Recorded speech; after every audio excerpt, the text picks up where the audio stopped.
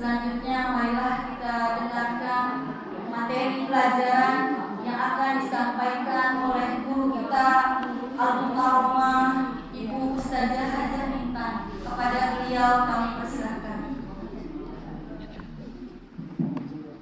Mohon izin ya.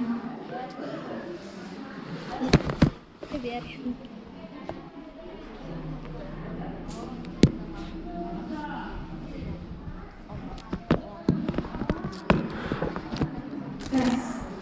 Bismillahirrahmanirrahim.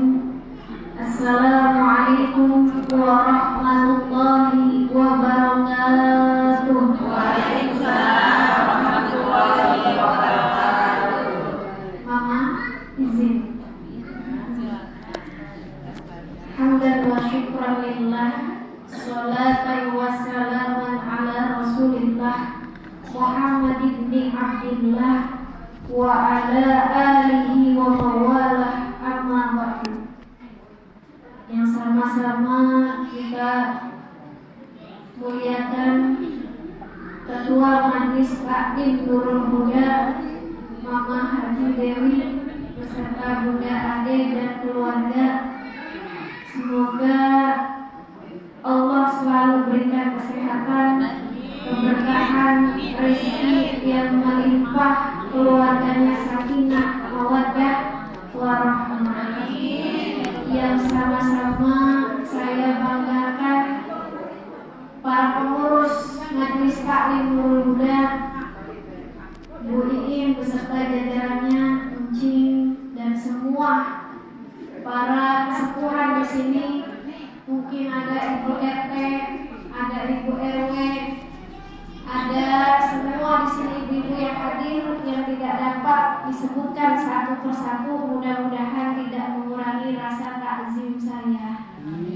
Semoga semuanya yang hadir maupun yang tidak hadir Allah berikan selalu kesehatan, keberkahan, rezekinya halal melimpah, hidupnya bahagia dunia dan akhirat, anak keturunan cucu-cucunya semua dijadikan anak yang soleh solehah. Amin ya rabbal alamin. Sebelum saya mulai pengajian, tadi pas selesai doa, Bunda pas WA, mungkin WA Mama juga, katanya alhamdulillah Bunda sama ayahnya sudah sampai di Makkah. Ya, selamat. Alhamdulillah berkat doa dari ibu-ibu semua. Minta ikhlasnya ibu-ibu semua dari Bunda salam. Mohon maaf apabila ada kesalahan yang disengaja maupun yang tidak disengaja. Minta ridhonya agar Bunda dan Om Bos serta jamaah semua diberikan kelancaran, kemudahan, kesehatan selalu selama menjalankan rangkaian ibadah haji. Amin ya rabbal alamin. Alhamdulillah, mudah-mudahan setiap hari Sabtu kita rutin terus doakan Bunda dan juga Bapak Saiful Adi Cahyono beserta semua jamaah yang sedang berangkat haji. Semoga semuanya lancar dan sehat dan pulang membawa haji yang mabrur. Amin ya rabbal alamin. Nah, kita mulai pengajian masih fikih bab haji. Apa ya Bu ya? Untuk musim haji, walaupun belum haji, belajar dulu. Mudah-mudahan Ibu secepatnya dipanggil. Dipanggil apa ini? Dipanggil ada. Dipanggil mana nih? Dipanggil karena suci atau karena dua? Kebetulan ini kemarin staf KDU kita salah satunya ingin berangkat haji, insya Allah nomor porsinya itu keluar kotanya di tahun 2024 Bu. Tapi qadarullah udah dipanggil duluan sama Allah rahmatullah. Itu sebelum hari meninggalnya lalu nggak sakit. Jadi jam 11:30 masih nonton ceramah, jam 11:30 ketiduran, dibangunin nggak bisa bangun-bangun. Taunya meninggal. Memang punya riwayat serangan jantung. Tapi ketika meninggal itu sehari sebelumnya masih kerja, masih kayak ibu nih, ngaji, masih sehat, masih membuat kebaikan. Dan mengaji kan masih artinya insya Allah husnul khotimah. Kita nggak tahu panggilan mana dulu yang akan datang kepada kita. Yang jelas selama ibu masih punya nafas, masih punya kekuatan, mari terus berbuat kebaikan. Ya, insya Allah. Kita belajar bab haji. Ila hadratin Nabi Mustafa Muhammad sallallahu alaihi wasallam wa alihi wa ashabihi wa azwajihi wa dzurriyyatihi wa ahli baitihi wal anbiya'i wal mursalin wal awliya'i wa syuhada'i wa shalihin wal ulama'i wal musannifin wa jami'il malaikatil muqarrabin khususan mu'allif kitab al-alam al-marhum Syekh Muhammad Jamaluddin Al-Qasimi Al-Fatihah. A'udzu billahi minasyaitonir rajim. Bismillahirrahmanirrahim. Alhamdulillahi rabbil alamin. Ar-Rahmanir Rahim. Maliki yaumiddin. Iyyaka na'budu wa iyyaka nasta'in. Ihdinas siratal mustaqim. Siratal ladzina an'amta 'alaihim ghairil maghdubi 'alaihim waladdallin. Amin. Wal walidaina amin. Jadi saya dapat amanah dari guru, kalau mau ngaji jangan lupa kirim hadroh. Tadi udah kirim ya Bu sebelum Yasin, tetapi ini hadroh khusus kepada sampaikan Nabi, para ulama, aulia, dan juga mu'alif kita. Kenapa? Karena ilmu kita itu sedikit, ilmu kita itu cetek, tahu cetek. Bahkan kita itu bisa dibilang gak punya ilmu, ya. Saking gak punyanya, makanya harus ada perantara. Kalau ibarat colokan, kita itu ilmunya dikit, colokannya kecil. Kalau gak disambungin, lampunya gak nyala. Makanya disambungin sama Nabi, disambungin para sholihin, para aulia, para ulama, guru-guru kita yang sudah mendahului kita, yang sudah mengajar kita. Itu biar apa? Maksudnya biar kecolok, biar lampunya nyala. Jadi itu salah satu adabnya penuntut ilmu. Jadi kirim hadroh itu ibaratnya ibu gak punya ilmu atau kabelnya kecil, ilmunya dikit, tapi kalau dicolok itu ada sambungan listrik. Tahu kalau ada sambungan listrik? Ya, ada ibaratnya kalau lampu tuh kebagian terangnya karena akibat nyambung listriknya kepada Rasulullah Sallallahu Alaihi Wasallam. Allahumma sholli wa sallim wa barik alaihi. Karena kita ini bukan apa-apa, bukan siapa manusia biasa. Makanya ibu kalau berdoa pakai sholawat, itu hijab antara ibu dengan Allah itu kebuka. Kenapa? Karena perantaranya Nabi Muhammad Sallallahu Alaihi Wasallam. Saya pernah diijazahkan sholawat namanya sholawat adrikiyah. Pernah dengar nggak? Begini bunyinya. Allahumma sholli ala sayyidina Muhammad. Sholawat itu biasa kan? Iya. Allahumma sholli ala sayyidina Muhammad. Qad hilati adrikni ya Rasulullah. Ini enggak? Apa enggak? Pendek apa panjang? Pendek, cuma lupa. Jadi biasa Allahumma sholli ala sayyidina Muhammad. Sholawat biasa. Iya. Menyambung sama Rasulullah.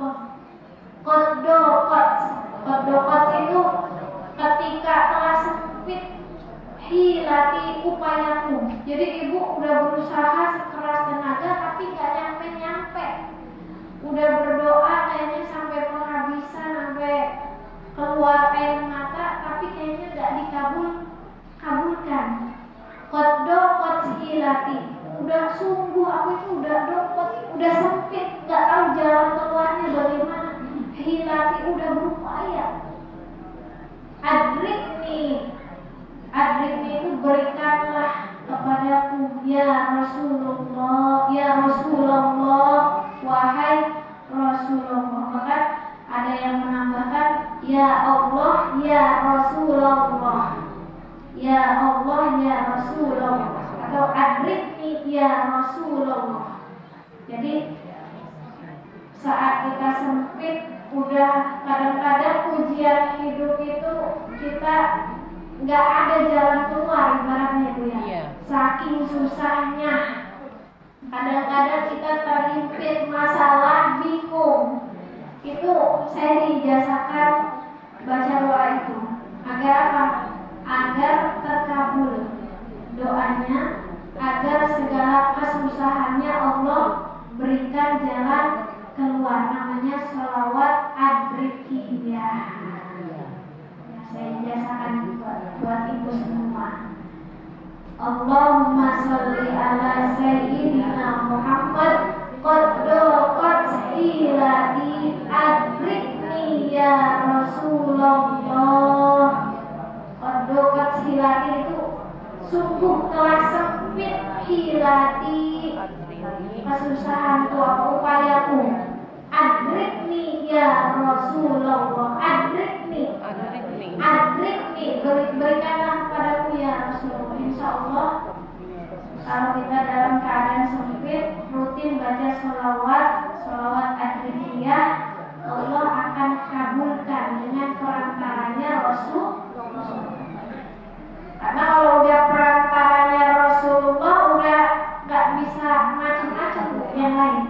Karena Rasulullah itu ibaratnya orang dalam, kekasihnya Allah. Kalau di hati kita udah ngomong ya Allah, udah sholawat kepada Rasulullah, udah hijab antara kita dengan Allah itu terbuka karena langsung perantaranya Rasulullah. Allahumma sholli ala sayyidina Muhammad qad sempit, telah sempit, qad hilati segala upayaku, adrikni, berikanlah kepadaku ya Rasulullah. Jadi kalau ada kesusahan, Neng, kita hafal sholawat adrikiyah. Ya udah sholawat biasa aja, nggak apa-apa. Yang penting sholawat itu nggak perlu ijazah. Kenapa? Karena sholawat itu udah langsung. Ibu urusannya sama Rasulullah itu nggak usah perlu pakai ijazah, sebenarnya sudah nyambung. Ibu ngomong sholawat kepada Rasulullah langsung nyautin. Langsung nyautin. Kalau apa? Kalau ibu yakin harus yakin. Karena Rasulullah itu ruhnya Rasulullah itu lebih mobile, lebih fleksibel, lebih bisa kemana-mana dibanding Rasulullah ketika masih hidup. Kalau Rasulullah masih hidup, ruhnya masih bersatu dengan jasad, itu Rasulullah susah menghilang.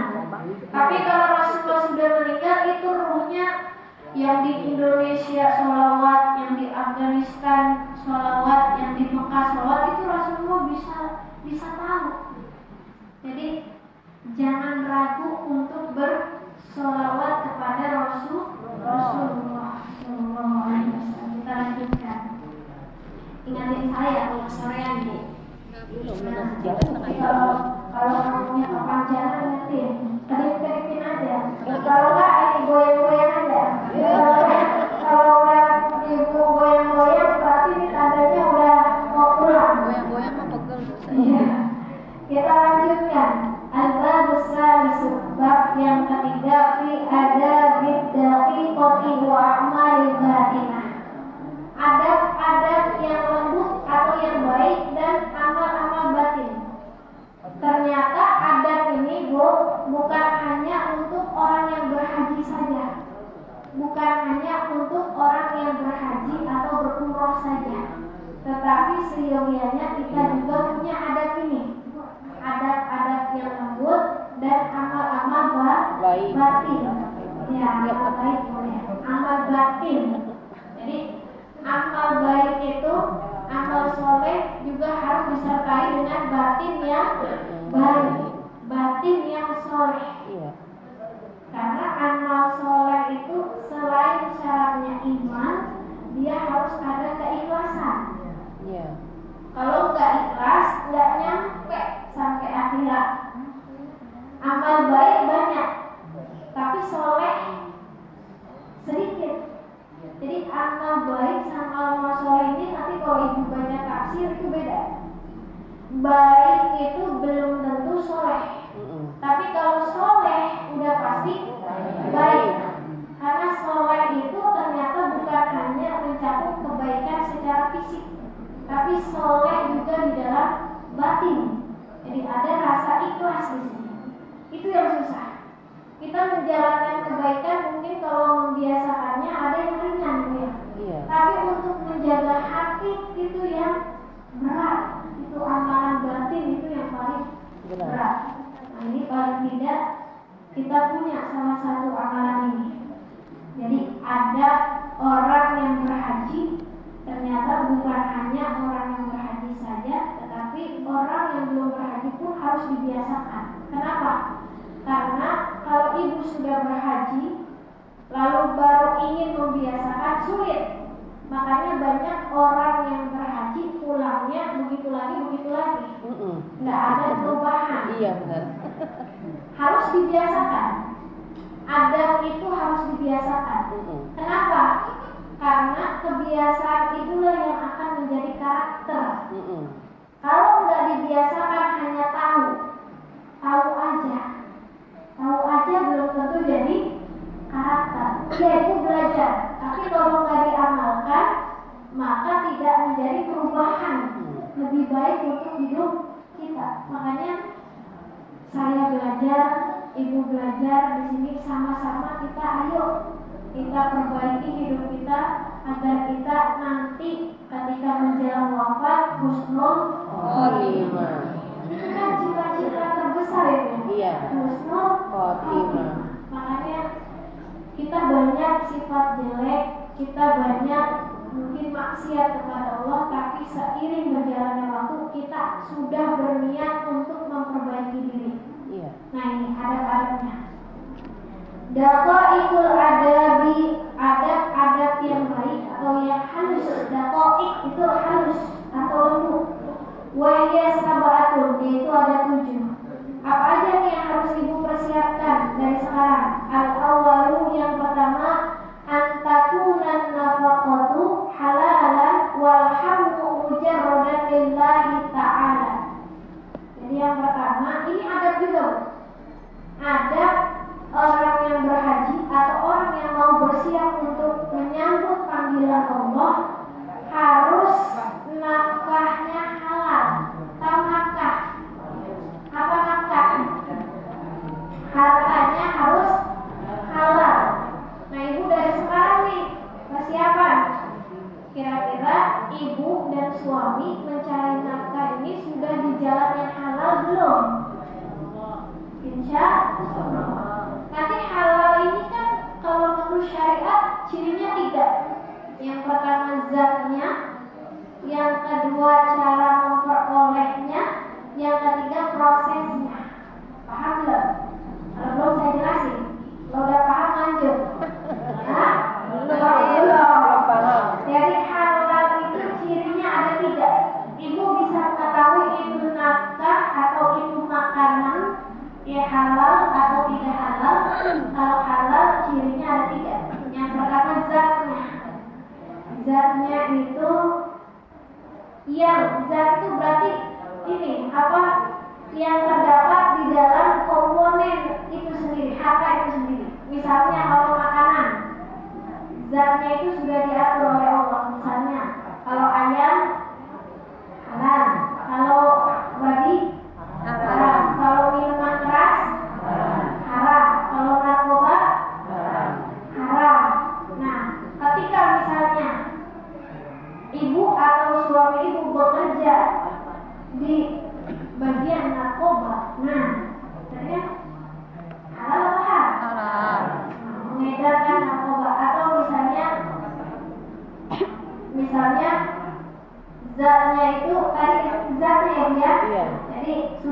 jelas itu diatur oleh syariat secara zat, halal dan haram. Jadi ibu udah paham zatnya.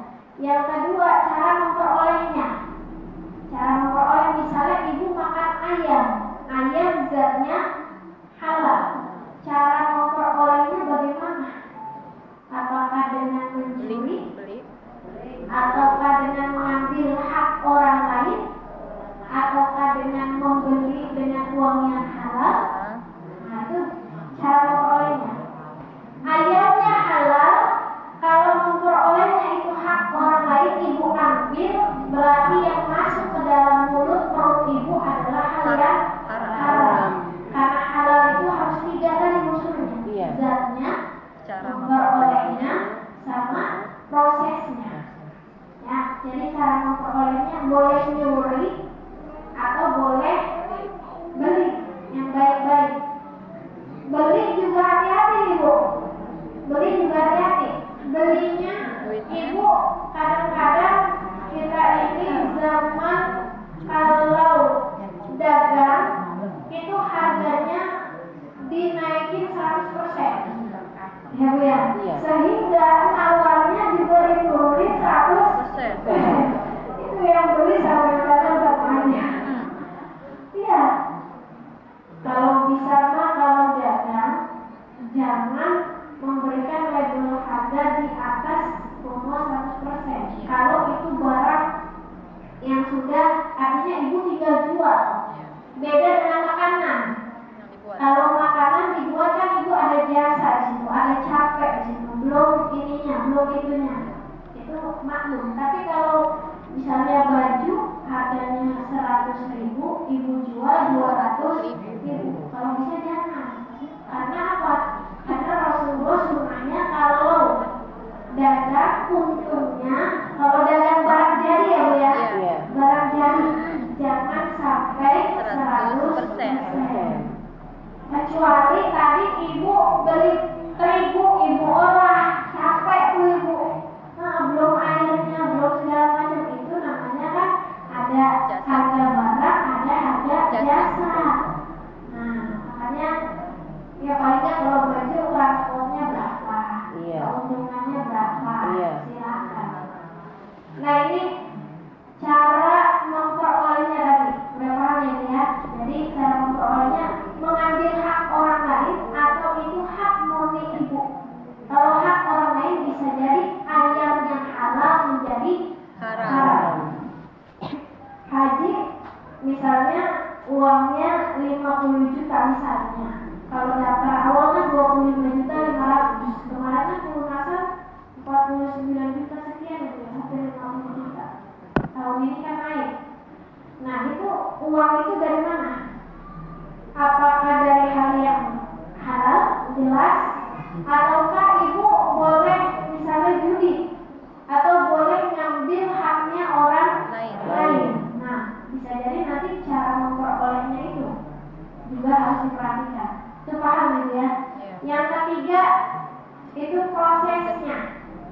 Apa proses? Kalau makanan itu ayam disembelihnya menyebut nama Allah enggak? Gimana nih kalau di pasar udah dipotong? Kan nggak tahu. Nah iya loh. Kebanyakan kita kan pengennya instan. Udah pengen dipotong lah, kalau potong sendiri capek nih. Kalau gitu ibu ikhtiarnya di mana? Ikhtiar itu hati-hati. Kalau bisa, kalau beli makanan yang harus disembelih, kecuali ikan ya Bu ya. Kalau ikan kan nggak harus, nggak disembelih, dia halal. Jadi bangkainya ikan itu halal, dia nggak mesti disembelih. Belalang halal, nggak mesti disembelih. Kecuali tadi binatang ternak, ayam, kambing, sapi, bebek, terus kerbau. Itu harus hati-hati.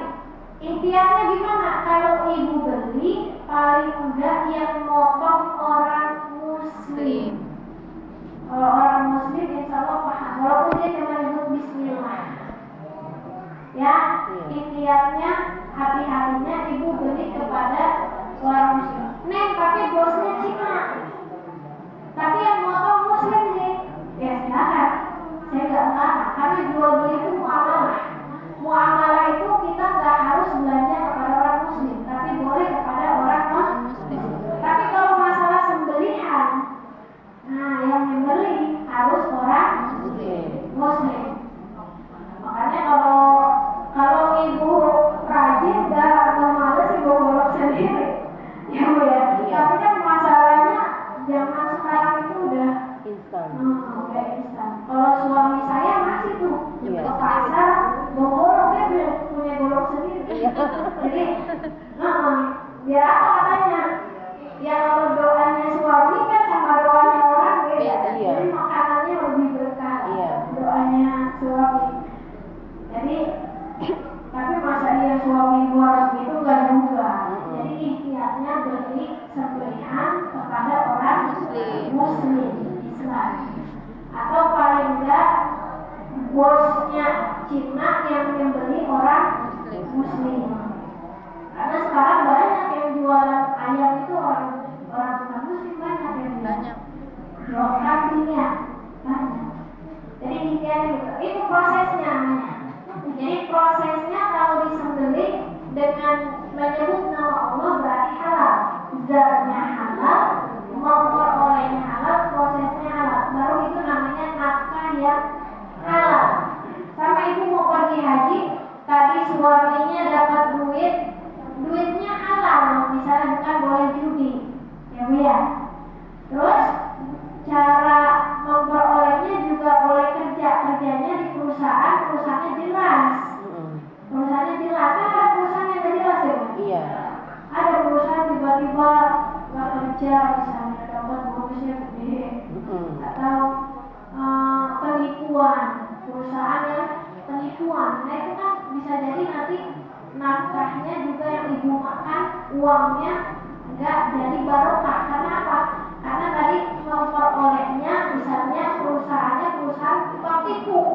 Nah, sama dari prosesnya juga. Prosesnya itu nanti ibu mengolahnya bagaimana? Ya, jadi yang pertama adanya nafkahnya, hartanya harus halal. Ini bukan untuk orang yang haji saja, Bu.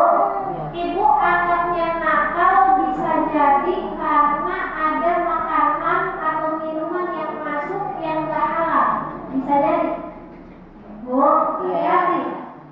Kok anak saya bisa dibilangin ya nih? Mungkin bisa jadi ibu ada daun salam orang main petik aja dimasak, nggak bilang apa. Halal apa haram? Daun salamnya halal, tapi cara memperolehnya petiknya nggak bilang-bilang. Kalau bilang halal, makanya biasakan. Itu kecil nih daun salam doang, kan kayaknya beli. Ya iya, tapi yang kecil itu, yang kotor itu, kalau ibarat susu dimasukin apa tuh? Air kencing sedikit setetes, mau nggak ibu minum? Enggak. Kalau nggak tahu mungkin minum. Kalau tahu? Enggak. Makanya jangan sesuatu yang halal dirusak walaupun kecil sama yang haram. Ini kadang-kadang ibu-ibu ini ngambil mudahnya. Andai orang salam doang, tapi tetap itu punya siapa? Iya. Kecuali itu ditanam sama RT. Bukan punya RT doang, punya warga atau punya warga. Iya. Kesepakatan bersama. Nah, baru itu halal. Kalau memang itu punya warga atau kesepakatan bersama. Ini mau udah jelas-jelas punya Bu Iin. Gak ada Bu Iinnya dicomot. Iya. Nah, gak boleh. Jadi hati-hati, barangkali itulah yang membuat kurang berkah. Walhamdu mujarradan lillahi ta'ala. Dan niatnya semata-mata karena mengharapkan ridho Allah Ta'ala. Ini yang susah, Bu. Iya. Jadi bukan hanya harta yang halal, tapi dalam haji itu harus berniat mencari ridho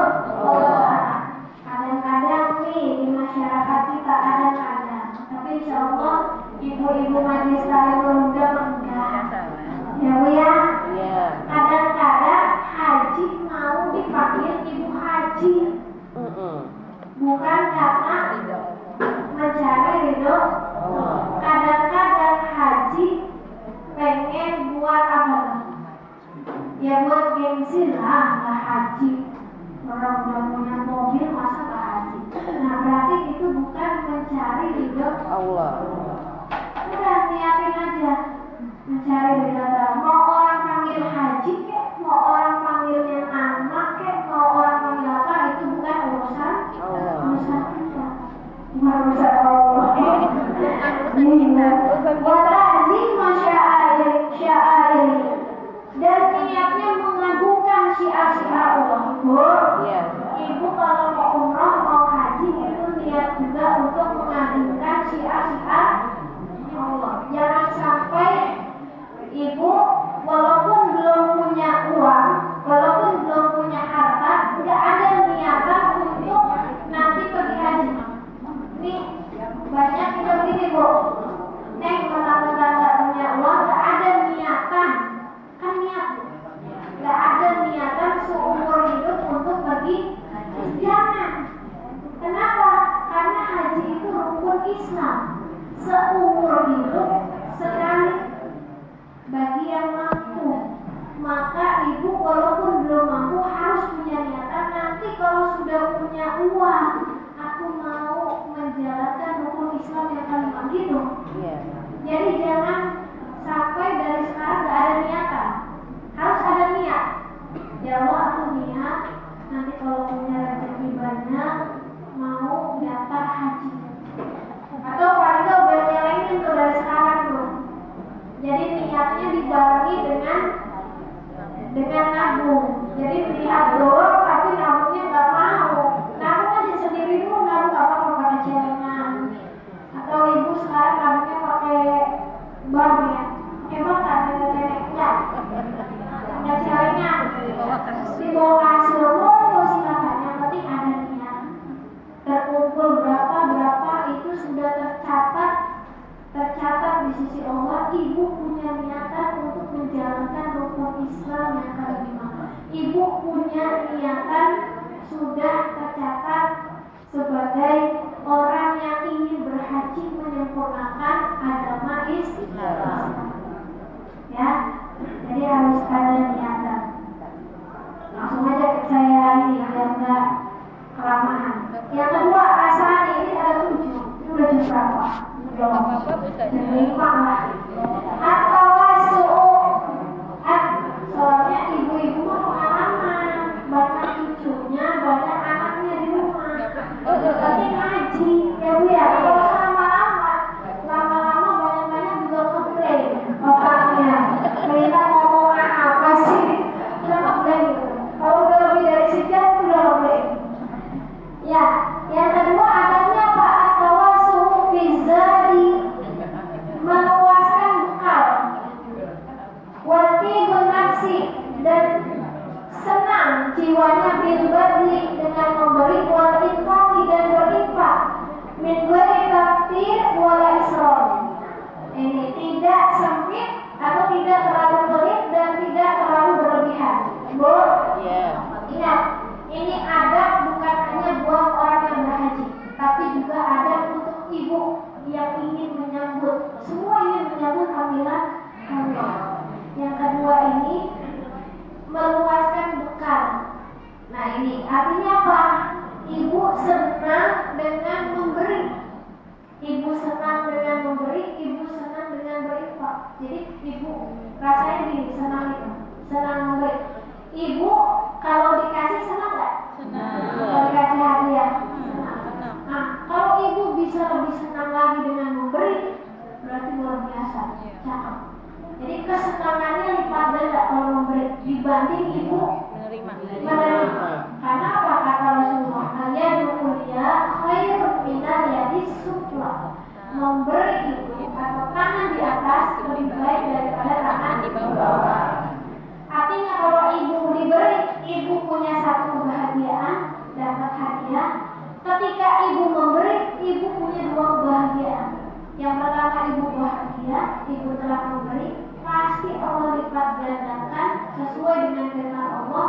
Masalul ladzina yunfikuna amwalahum fi sabilillah kamasali habbatin ambatat sab'a sanabila fi kulli sumbulatin mi'atu habbah.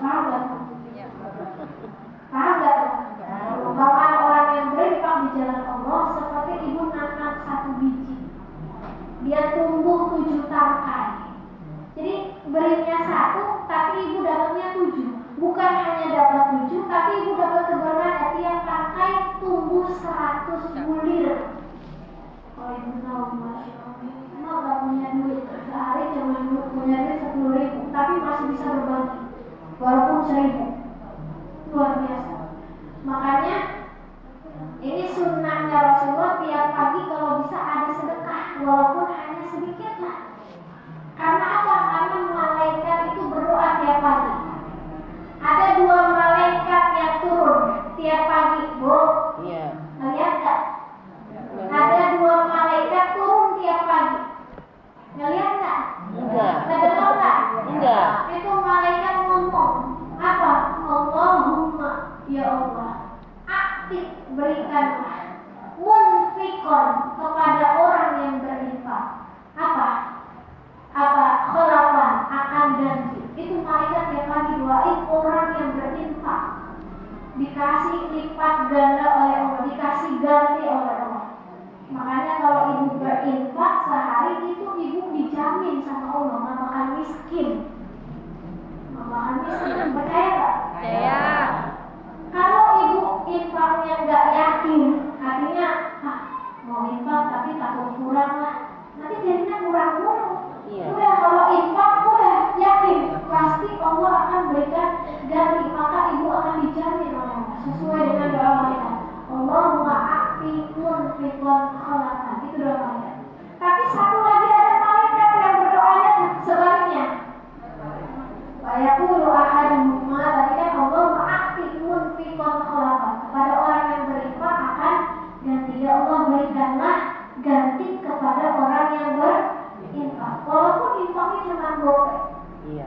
Bisa nggak kita rutin tiap hari berikan, walaupun gopek, walaupun daun salam, walaupun sayuran, walaupun minum, walaupun ibu punya apa di rumah, walaupun ya tempe sepotong, itu infak, didoakan malaikat.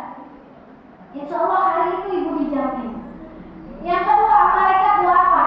Sebaliknya, Allahumma a'ti mumsikan talafan. Ini malaikat yang lain berkata, ya Allah, berikanlah mumsikan kepada orang yang enggan berinfak talafan, akan kebinasaan. Iya. Akan kebinasaan itu maksudnya apa? Tiba-tiba misalnya kita jatuh dari tangga, misalnya, harusnya kalau ibu nggak ada infak, kalau ada infak, tahu-tahu ibu ada yang nolong, nggak jadi jatuh misalnya, itu bisa jadi karena sebuah doa malah malaikat. Doa malaikat pasti dibantu. Jadi malaikat berdoa yang pertama buat orang yang berinfak, yang kedua buat orang yang pelit. Iya. Makanya di sini adabnya jangan pelit dan juga jangan berlebihan. Disesuaikan, ibu punya uang 10.000, mau infak 10.000, nah akhirnya ibu gak makan, pusing sendiri. Nah jadi di antara dua itu, kalau memang kesanggupannya lebih besar, ya infaknya lebih besar. Kalau sanggupnya hanya sedikit, ya udah paling tidak ibu sudah membiasakan untuk berinfak atau berbagi. Jadi jangan terlalu pelit, jangan terlalu berlebihan. Itu namanya adab. Jadi nggak boleh terlalu pelit, nggak boleh terlalu berlebihan. Sama, bukan hanya untuk orang berhaji, untuk kita juga. Beralat iktisor, tapi hemat nih. Bukan hanya untuk berhaji, ibu tiap hari juga kan harus hemat. Maksudnya hemat ini nggak pelit, juga nggak berlebihan. Ya kalau ibu mampu memberikan anak itu makan ayam, makan daging, ya sesekali makan ayam, makan daging. Jangan sampai tahu terus. Itu maksudnya iktisor. Kalau memangnya misalnya sanggupnya bisa lebih, ya kasihlah tambahan sayur buah. Maksudnya hemat itu pertengahan. Lanjutlah yang ketiga. Yang ketiga adabnya, satu lagi, nanti kalau nggak keburu minggu depan, kalau keburu sampai 7, 5 menit lagi. Lanjut. Yang ketiga adabnya apa? Tarkur rokas. Bu, meninggalkan rokas itu ngomong keji. Ngomong keji. Ini bukan hanya untuk orang yang berhaji, tapi untuk ibu-ibu semua nih. Sama. Kalau anak bandel, kalau anak nakal, kalau anak melakukan kesalahan itu jangan binatang dibawa. Itu rokas namanya, ngomong keji. Suaminya beli dikata-katain coba baik-baik, jangan, itu namanya rokas. Rokas itu ngomong keji, ngomong kotor. Atau anaknya, anak kan kadang susah dibilangin ya Bu ya? Iya. Nah ini kadang emak-emak susah nahan untuk ngomelin boleh. Namanya ibu punya kewajiban untuk ngingetin. Tapi ngomelinnya nggak boleh dengan kata-kata rokas. Anak siapa sih? Dasar anak, misalnya anak setan. Ya itu siapa? Anak pendidikan setan. Dasar monyet itu namanya monyet. Jangan di sini maksudnya gitu. Ya Bu ya. Jadi jangan rokas. Boleh bilangin. Namanya ibu punya kewajiban mendidik anak, tapi jangan dengan kata-kata yang kotor. Kenapa banyak ini para ulama ibunya solehah, anak biasa aja jadi orang besar. Kenapa? Karena ibunya nggak pernah ngomong rokas. Contohnya Imam Masjidil Haram ketika kecil pernah main kayak lempar pasir ya, masuk ke panci makanan ibunya. Ibunya nggak bilang, dasar anak bandel, makin bandel ya tuh anak. Dasar anak nakal, nggak bilang gitu. Bilangnya apa? Anak soleh, nanti udah gede jadi Imam Masjidil Haram ya, kabul. Ibu kalau anak nakal, anak soleh toh, dan besok udah gede jadi presiden ya. Sampai nyala-nyala apa? Nanti besok jadi pengusaha besar ya. Amin ya Allah. Doa ibu mah seperti doa para anbiya. Iya. Ucapan ibu kepada anak seperti doanya para nabi kepada umatnya. Makanya hati-hati. Udah mah anak nakal dikata nakal amat sih toh. Tambah nakal tuh anak. Oh ya Allah toh, lola banget sih, tambah lola. Ya, jadi doain yang baik. Jangan rokas. Belajar. Sama saya juga masih belajar. Susah Bu, susah. Membiasakan hal baik itu susah. Makanya kita saling mengingatkan. Ibu ngaji di sini, kita sama-sama saling mengingatkan. Karena ibu harus semangat nih ngajinya. Karena orang yang ngaji itu, penuntut ilmu itu salah satu keutamaannya doanya dikabulkan. Makanya kalau di majelis taklim banyak-banyak doa. Itu doanya pasti dikabulkan. Dan orang menuntut ilmu itu banyak sekali keutamaannya, didoakan oleh seluruh makhluk hidup Allah. Jadi orang semua bertasbih kepada orang yang menuntut ilmu. Makhluk semua, ikan yang ada di lautan, tumbuhan semua bertasbih memohon ampunan kepada orang yang menuntut ilmu. Makanya nggak salah ibu keluar dari majelis taklim, dosa-dosa ibu diampuni. Amin. Kita banyak salah, banyak dosa, kita berharap saja rahmat dari Allah. Wal kusuk, jangan kusuk. Tahu kusuk? Kusuk itu fasik. Fasik itu maksiat terang-terangan. Misalnya, Bu, fasik itu maksiat udah tahu salah, nggak malu lagi sama tetangga. Mau ngomel sama suami lagi banyak orang, jangan. Bilang lu, ya, ayah, ayo sini ke kamar dulu mau ngomelin ayah. Busuk itu, fasik itu maksiat terang-terangan. Udah tahu anaknya salah loh, jadi depan orang. Bawa dulu ke rumah, ayo pulang ke rumah.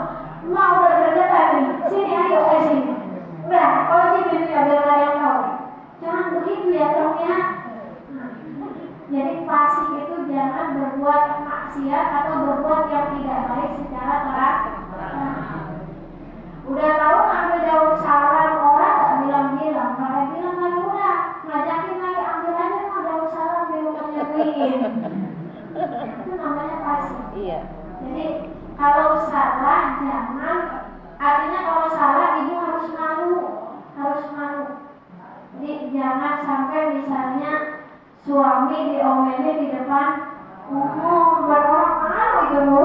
Iya. Jangan-jangan suami kita aja Malu. Kalau yang kemarin yang udah ya udah. Sekarang perbaiki lagi untuk menjadi lebih Baik. Kalau yang udah ya udah, namanya udah terjadi. Mau diapain? Gak usah diomongin. Yang udah mau udah, yang sekarang kayaknya insya Allah sama-sama. Nanti ngomelin anak, anaknya ajak dulu ke rumah. Iya, jangan depan umum. Abang salah di depan umum, ayo bang ke kamar dulu, kunci kamarnya. Puas-puasin ngomelin abang. Itu masih penting dibanding di depan orang lain. Jangan berbuat maksiat atau maksiat yang lain. Berjidal dan jangan ribut. Bu, Iya. ini ribut juga tak baik. Udah tetangga salah diomelin, disautin lagi.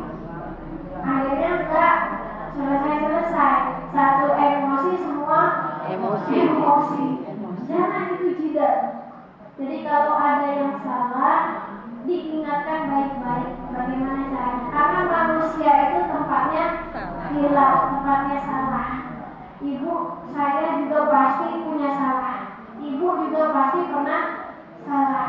Maka agar kita menjaga perasaan orang lain, jangan sampai orang lain tersinggung, kita ingatkan baik-baik. Jangan jidal.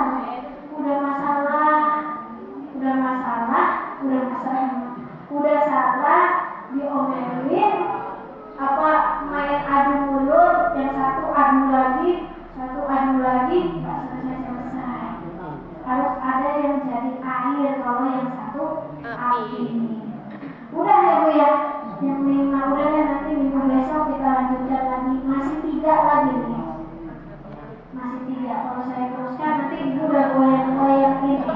Yang penting ini diamalin dulu, 3 aja susah. Iya. Tadi pertama apa Bu? Pertama apa? Nafkahnya halal, niatnya karena Allah. Yang kedua,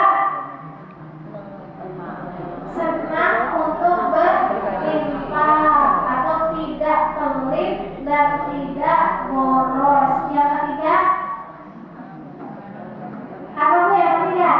Tidak ropas, tidak fasik atau busuk, tidak jidal. Kita amalkan ini dulu dalam seminggu. Coba Bu, Ibu dalam seminggu coba kalau beramal kira-kira nilai salah. Coba lakukan seminggu dulu. Nanti evaluasi minggu depan. Ibu minggu ini nanti besok saya tanya. Seminggu kemarin ropas nggak? Mau kotor nggak? Seminggu kemarin masih ada. Tuh, ingatin tiap hari. Nanti saya tanya besok. Malu deh, ya udah. Nanti buat evaluasi nanti jawabnya masing-masing aja. Ya, belajar dulu minggu ini nggak ropas, nggak jidal, nggak fasik, niatkan semua karena Allah dan nggak pelit. Iya. Juga nggak terlalu Boros. Kalau ada apalah gopek sedikit kasih anak apa yang lain, pokoknya sehari itu nggak ada kata selain kita berbagi walaupun sedikit, walaupun tempe secuil makan, walaupun air segelas. Nah, biar apa? Biar setiap hari didoakan oleh malaikat. Wallahu a'lam bishawab. Nah, tadi bilhamdulillah. Alhamdulillah rabbil alamin. Langsung doa. Kucing doa. Ya, kita langsung doa, nggak usah panjang-panjang. Bismillahirrahmanirrahim. Astagfirullahaladzim, astagfirullahaladzim, astagfirullahaladzim. Alhamdulillahirabbil alamin. Hamdan wafi ni'amahu wa kafiru mazidah. Ya Rabbana lakal hamdu kama yanbaghi li jalali wajhika wa li 'azimi sultanik. Allahumma shalli ala sayyidina Muhammad. Allahumma shalli alaihi wa sallim. Allahumma shalli ala sayyidina Muhammadin salatan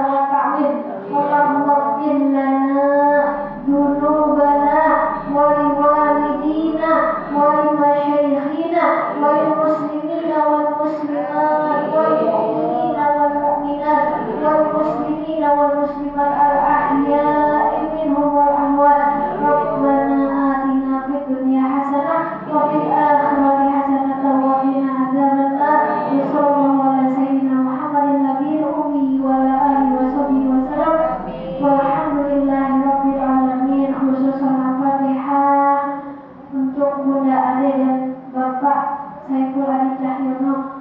Bismillahirrahmanirrahim. A'udzubillahi minasyaitonirrajim. Bismillahirrahmanirrahim. Alhamdulillahirabbil alamin. Arrahmanirrahim. Maliki yaumiddin. Iyyaka na'budu wa iyyaka nasta'in. Ihdinas siratal mustaqim. Siratal ladzina an'amta 'alaihim ghairil maghdubi 'alaihim waladdallin. Ya Qayyum ya Hayy ya Qayyum. Zawwadakallahu taqwa. Berikanlah Bunda Ade dan Bapak Saiful Adi Cahyono bekal ketakwaan, wabakal diampuni segala dosanya, wa yassir khaira haitsu ma kunta, dan dimudahkan segala urusannya. Ya Allah ya subhanallah wa tahiyatuhum fiha salam wa akhirahum alhamdulillahi rabbil alamin. Takbiratul majlis, doanya subhanallah wa bihamdika asyhadu an la ilaha illa anta astaghfirullah wa atubu ilaik. Kurangnya dari saya mohon maaf. Wallahu muwaffiq ila aqwamit thoriq. Assalamualaikum warahmatullahi wabarakatuh. Waalaikumsalam warahmatullahi wabarakatuh. Demikianlah ibu-ibu pelajaran yang telah disampaikan oleh guru kita. Semoga apa yang telah beliau sampaikan